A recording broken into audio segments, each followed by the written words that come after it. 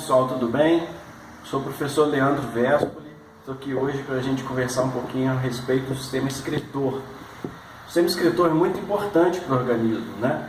Ele é responsável por eliminar aquilo que o nosso corpo não precisa mais, pelo menos parte daquilo que se encontra no sangue, né? Os nutrientes que a gente adquire através da alimentação, eles são absorvidos para a corrente sanguínea, dali então são levados para as células e aí a célula utiliza ele, né? Utiliza-os da maneira que lhe convier, né? O fato é que após essa utilização são produzidas moléculas que acabam sendo tóxicas ao corpo caso não sejam eliminadas.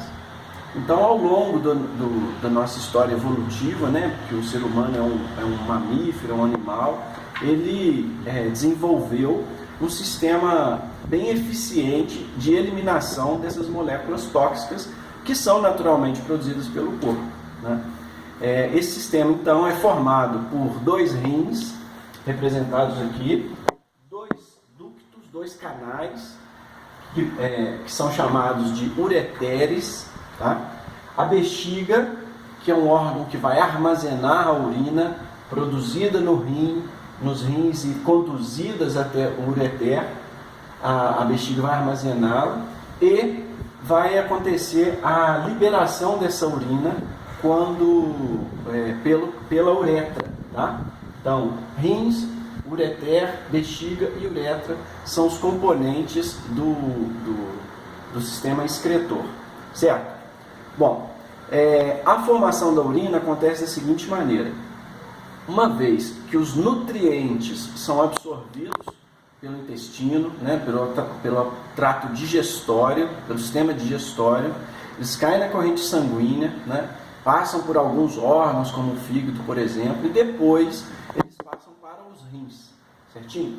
Eles vão ser conduzidos para os rins por um vaso bem calibroso, um vaso sanguíneo grosso, chamado de artéria renal, tá? E ali dentro, essa artéria vai se ramificar. Ela vai ficando cada vez mais fina, mais fina, mais fina, até atingir o calibre de um cabelo, né? Que é chamado de capilar, de tão fininho.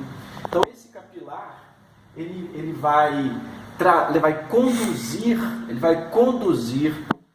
o vaso sanguíneo, vai conduzir o sangue para uma estrutura que é encontrada na periferia dos rins, né? Que é chamada de córtex. Ó, o córtex renal é onde são encontradas essas estruturas importantes para a filtração, que é chamado de néfron. Okay?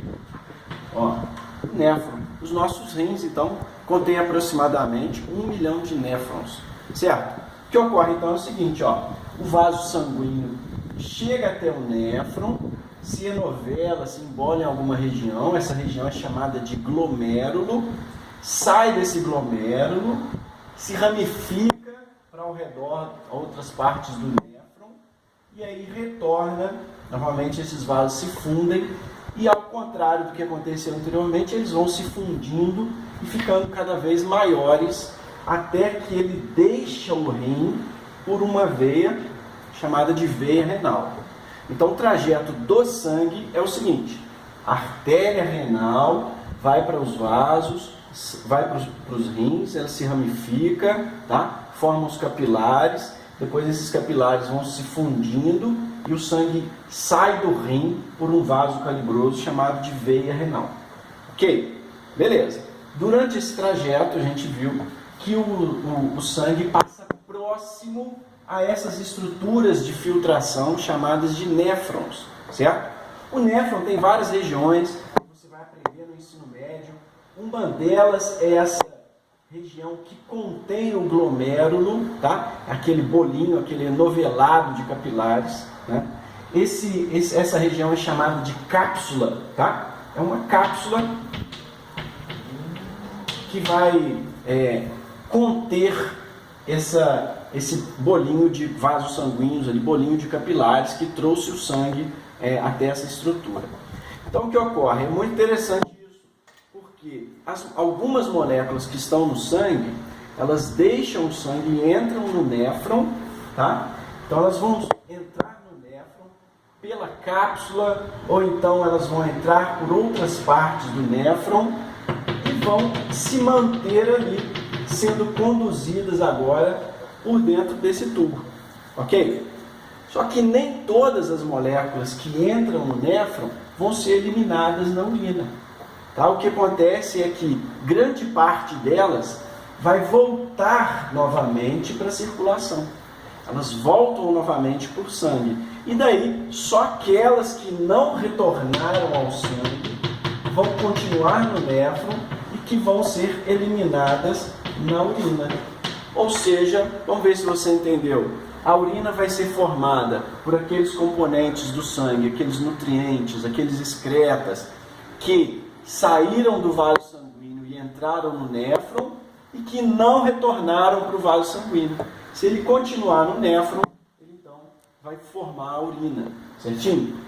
Existe um outro canalzinho agora que vai conduzir essa urina formada até que ela saia do rim pelos ureteres e aí entre na bexiga e fique ali armazenada o tempo necessário até dar aquela vontade de ir no banheiro, você não aguentar segurar mais. Certinho? Entendido? O sangue agora que, ao passar pela periferia do néfron, inicialmente perdeu moléculas e depois reabsorveu, recebeu novamente outras moléculas, ele agora vai deixar o rim pela veia renal e está pronto para ir para o seu organismo já com menos excretas, com menos chance de causar alguma toxicidade ao nosso corpo. Ok? Os rins também são importantes, além da filtração, para controlar a pressão arterial, eles são importantes para estimular a produção de hemácias, que são os glóbulos vermelhos. Tem muitas funções, os rins são bem bacanas, tá? O seu funcionamento pode ser afetado por algumas doenças, por exemplo, tem o diabetes, né? O diabetes atrapalha esse processo de filtração, tá? Algumas doenças nos próprios rins, ao atrapalhar o processo de filtração, elas fazem com que na urina sejam encontradas moléculas que não deveriam ser em condições normais. Então, um teste de laboratório, por exemplo, onde se coleta a urina do paciente, é feita a análise de quais moléculas são encontradas ali, se são encontradas células, se não são, né? E comparada a uma amostra de um paciente normal, né? Ou seja, se o paciente normal não tem determinada molécula na urina, se aquela amostra do paciente que porventura está com alguma doença renal for encontrada uma molécula, vai ser diagnosticado então que doença é essa. Certo?